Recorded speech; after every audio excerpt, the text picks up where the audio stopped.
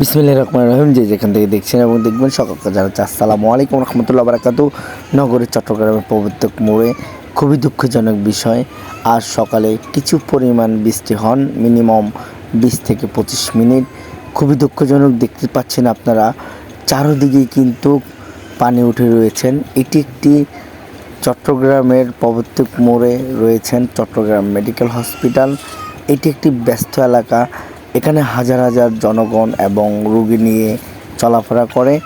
আজ এই জলবদ্ধতার কারণে জনগণের হাঁটার মধ্যে ভোগান্তির সৃষ্টি হন এবং প্রত্যেকটি গাড়িতে পানি ঢুকে যান এবং গাড়ির ইঞ্জিন নষ্ট হয়ে যান, যা দেখলাম। তো এই যে কষ্টটা কী কারণে, দর্শক আপনাদের থেকে আমি জানতে চাচ্ছি কি এখানে কার ব্যর্থতা, আমাকে প্লিজ একটু কমেন্টে জানাবেন যে এখানে কিছু হলে পানি উঠে যায় এবং হালকা কিছু পরিমাণ বৃষ্টি হলে এখানে পানি উঠে যান। আমরা জনগণ কি এই সব জলবদ্ধতা থেকে কি মুক্তি পাবো না?